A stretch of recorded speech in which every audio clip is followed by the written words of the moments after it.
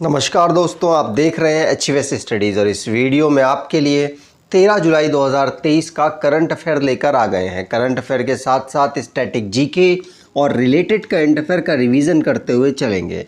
अगर आप इस चैनल पर पहली बार आए हो तो चैनल को सब्सक्राइब कर लीजिएगा।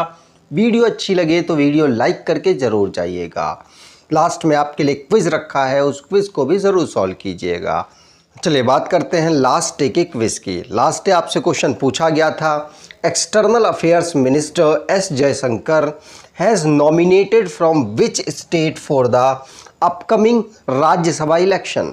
तो विदेश मंत्री एस जयशंकर ने आगामी राज्यसभा चुनाव के लिए किस राज्य से नामांकन किया? तो आप सभी ने आंसर गुजरात दिया था और गुजरात ही सही आंसर है। चलिए बात करते हैं आज के पहले क्वेश्चन की। तो आज का पहला क्वेश्चन है, JIMEX maritime exercise 2023 was organised between the navy of India and which country. तो जिमेक्स समुद्री अभ्यास 2023 भारत और किस देश की नौसेना के बीच आयोजित किया गया था? आंसर है ये भारत और जापान की जो नौसेना है उसके बीच में ऑर्गेनाइज कराया गया। ध्यान रखिएगा। और कहाँ ऑर्गेनाइज कराया गया? तो इसे भारत में ही विशाखापट्टनम बे ऑफ बंगाल के रीजन में ऑर्गेनाइज कराया गया। ध्यान रखिएगा, भारत के द्वारा इसको होस्ट किया गया। भारत की तरफ से दिल्ली, कमोरटा और शक्ति नाम का जो नेवी शिप है उसने पार्टिसिपेट किया। अगर जापान की तरफ से बात करें तो समी डारे इसने पार्टिसिपेट किया था। इसको जुलाई के महीने में ऑर्गेनाइज कराया गया। ये 7th एडिशन है, ध्यान रखेंगे। जो भी डिफेंस से रिलेटेड करंट अफेयर्स बने हैं उनको रिवाइज करते हैं। जैसे पहला क्वेश्चन हमने पढ़ लिया। दूसरा, DGCA जिसने MOU साइन किया है European union aviation safety agency से। ध्यान रखिएगा, यहाँ पर दिल्ली की एक एविएशन सेफ्टी एजेंसी है, उसने यूरोपियन यूनियन एविएशन सेफ्टी के साथ साइन अप किया MOU। और IF मतलब इंडियन एयर फोर्स जिसने बिगेस्ट एयर एक्सरसाइज ऑर्गेनाइज कराएगा तरंग शक्ति नाम से। इसमें US, UK और बड़े बड़े और दूसरे देश यहाँ पर पार्टिसिपेट करेंगे। International yoga day 2023 ocean ring of yoga Indian navy के द्वारा ऑर्गेनाइज कराया गया। भारत ने INS किरपन वियतनाम को गिफ्ट दिया है। भारत और मालदीव के बीच में एक जॉइंट मिलिट्री एक्सरसाइज हुई जिसका नाम एक्वेरिन था। चौबटिया उत्तराखंड में इसको ऑर्गेनाइज कराया गया। 6 नंबर का एक्सरसाइज एकाता नाम की, जिसको भारतीय नेवी और मालदीव नेवी के बीच में ऑर्गेनाइज कराया गया। अल मोहद अल हिंद 2023 एक्सरसाइज भारत और सऊदी अरेबिया के बीच में हुई है। भारत की जो गजराज कॉर्प्स है उसके द्वारा फ्लड रिलीफ एक्सरसाइज जल राहत नाम की असम में ऑर्गेनाइज कराई गई। 4th नंबर की भारत और इंडोनेशिया के बीच में बाइलेटरल एक्सरसाइज समुद्र शक्ति 2023 ऑर्गेनाइज हुई है। अगला question, who has become the first Indian to be named the best Asian under 20 male athlete of the year. तो पहले ऐसे एशियन बने हैं, पहले ऐसे भारतीय बने हैं जिनको best Asian under 20 male of the athlete का खिताब मिला है। कौन है ये? आंसर होगा सेल्वा प्रभु थिरुमरन। कौन? सेल्वा प्रभु थिरुमरन। ध्यान रखिएगा, इनका नाम पूछा जा सकता है। यहाँ पर आप देख पाएंगे ये भारतीय ट्रिपल जंपर है जो कि पहले भारतीय बने Asian under 20 male of the athlete के लिए चुने गए। किसके द्वारा? एशियन एथलेटिक एसोसिएशन के द्वारा। ध्यान रखिएगा, पूछा जाएगा। इनको क्यों सिलेक्ट किया गया? क्योंकि इन्होंने वैसे तो बहुत बेहतरीन परफॉर्मेंस किया, लेकिन मेन परफॉर्मेंस इनका वर्ल्ड अंडर 20 एथलेटिक चैंपियनशिप जिसको कोलंबिया में ऑर्गेनाइज कराया गया था लास्ट ईयर, उसमें इन्होंने सिल्वर मेडल जीता था। और आपको पता ही है एशियन एथलेटिक एसोसिएशन जो कि 50वीं अपनी एनिवर्सरी मना रहा है बैंकॉक में, वहीं पर इनको यह अवार्ड प्राप्त हुआ। अगर स्पोर्ट्स से रिलेटेड करंट अफेयर्स की बात करें जो रिसेंटली में रिलीज़ हुए, उनमें पहला क्वेश्चन पढ़ लिया। दूसरा, लालिन जुआला चगाटले ये मेंस में, और मनीषा कल्याण वुमेन्स में football of the year award 2022-23 के लिए जीते हैं। नीदरलैंड की टीम जिसको FIH hockey pro league title प्राप्त हुआ, भारत इसमें 4th पर रहा। Netherlands team highest total cricket में बना पाई है सुपर ओवर में। वनडे जब क्रिकेट वो खेल रही थी उसमें उन्होंने वेस्ट इंडीज का रिकॉर्ड तोड़ा और 30 रन इन्होंने बनाए हैं, 30 run. FIFA under 17 world cup 2023 Indonesia में ऑर्गेनाइज होगा। क्रिस्टियानो रोनाल्डो जिन्होंने गिनीज वर्ल्ड रिकॉर्ड में अपना नाम दर्ज कराया और 200 इंटरनेशनल मैचेस उन्होंने खेल लिए। भारत पहली वुमेन कबड्डी लीग को ऑर्गेनाइज करा चुका है दुबई में। और इजिप्ट जिसने वर्ल्ड स्क्वैश चैंपियनशिप को दोबारा से जीत लिया मलेशिया को हराकर। एशियन कप 2023 पाकिस्तान और श्रीलंका में ऑर्गेनाइज कराया जाएगा। कुछ मैचेस दोनों देशों में होंगे। अगर आप कोई ई बुक देख रहे हैं जो अक्टूबर से अप्रैल तक का करंट अफेयर कवर करे तो आप इस ई बुक को देख सकते हैं। इसमें ऑलमोस्ट आपके सभी वो करंट अफेयर्स कवर किए गए हैं जो अक्टूबर से अप्रैल तक बने हैं, चाहे वो कोई भी टॉपिक से हो। तो अगर आप इसे परचेज़ करना चाहें तो आप इसे परचेज़ कर सकते हैं और इससे आप अपने रिवीजन करके अपने करंट अफेयर्स को बेहतर कर सकते हैं। अगला question, what percentage of GST has been fixed on online gaming in the 50th meeting of the GST council. तो GST काउंसिल की 50वीं बैठक में ऑनलाइन गेमिंग पर कितना प्रतिशत GST तय किया गया। तो आपको पता है ऑनलाइन की जो गेमिंग फील्ड है लगातार ग्रो कर रही है। उसमें भारत की जो GST काउंसिल है उसने अपनी 50वीं मीटिंग में टैक्स लगा दिया, GST लगा दिया। अब GST जो लगाया है कितना परसेंटेज लगाया है, तो 28% मैक्सिमम लगाया है, ध्यान रखिएगा। तो 28% अब ऑनलाइन गेमिंग में GST लगाया जाएगा अकॉर्डिंग टू जो हमारी 50 नंबर की मीटिंग हुई GST काउंसिल में, उसमें फैसला लिया गया। चेयरमैनशिप किसने की, तो निर्मला सीतारमण जी के द्वारा की गई, ध्यान रखिएगा। GST काउंसिल्स भी आपसे पूछ ली जाती हैं। अब GST से रिलेटेड जो भी रिसेंटली में जो भी क्वेश्चंस बने हैं इसकी स्टैटिक जीके उसको रिवाइज करते हैं। जैसे GST को सबसे पहले कहाँ पर इंप्लीमेंट किया गया, फ्रांस में। इसके फुल फॉर्म क्या है, goods and service tax. Bharat ने किसके बेस पर बनाकर अपना मॉडल तैयार किया, तो कनेडियन मॉडल को भारत ने प्रेफर दिया है। GST भारत में किसके द्वारा रिकमेंड की गई, तो विजय केलकर कमेटी के द्वारा रिकमेंड की गई। GST की इंप्लीमेंटेशन 1 जुलाई 2017 को ही पहला स्टेट GST को इंप्लीमेंट करने वाला आसाम था। अमिताभ बच्चन इसके ब्रांड एम्बेसडर हैं। GST अंडर आर्टिकल 279 आती है इंडियन कॉन्स्टिट्यूशन में। तो GST काउंसिल को फॉर्म किया गया था प्रेसिडेंट जी के द्वारा सितंबर 2023 में। GST 101 कॉन्स्टिट्यूशन अमेंडमेंट 2016 के अंतर्गत इसको इम्प्लीमेंट किया गया। और अगर बात करें GST 122वें कॉन्स्टिट्यूशन अमेंडमेंट बिल 2014 के अंतर्गत पार्लियामेंट में इंट्रोड्यूस की गई।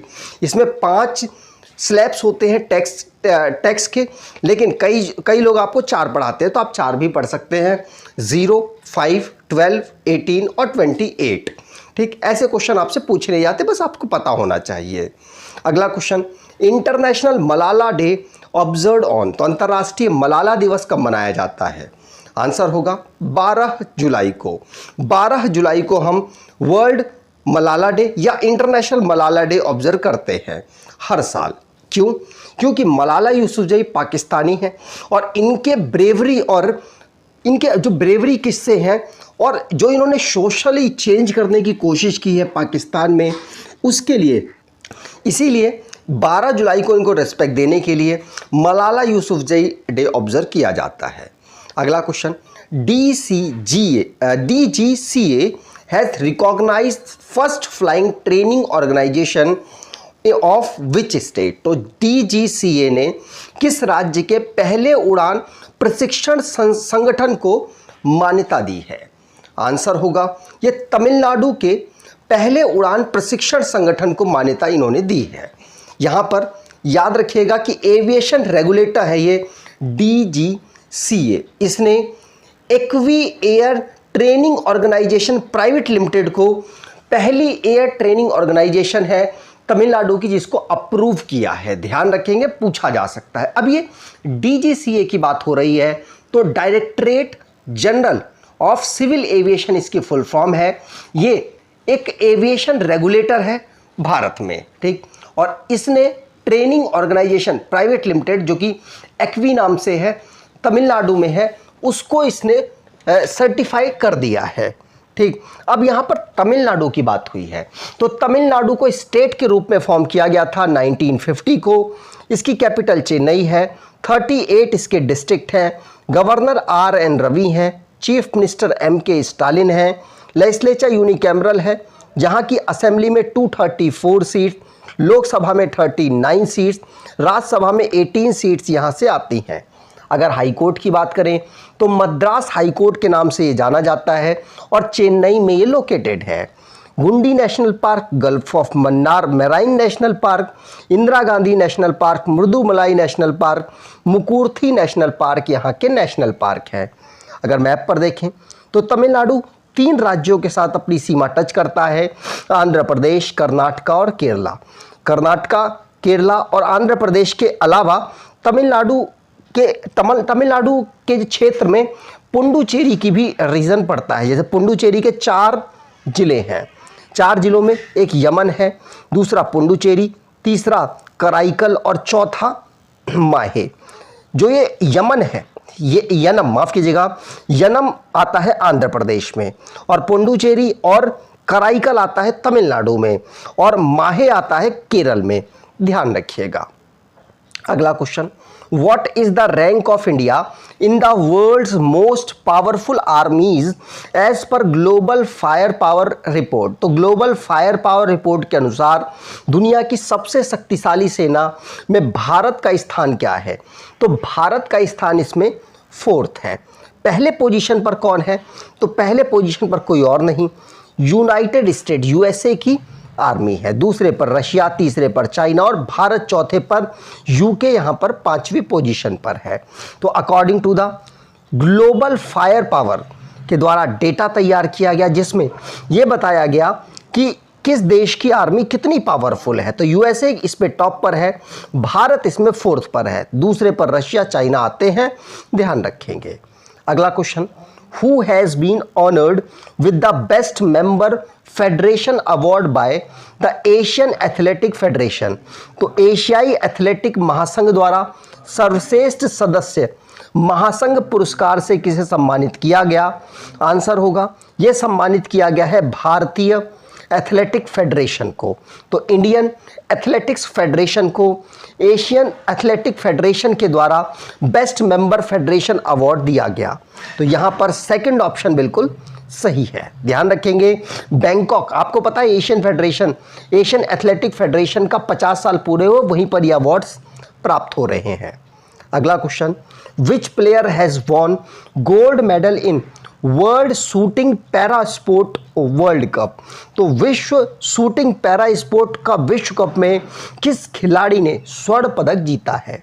आंसर होगा, ये जीता है किसने? तो रुद्रांश खंडेलवाल ने। किसने? रुद्रांश खंडेलवाल ने।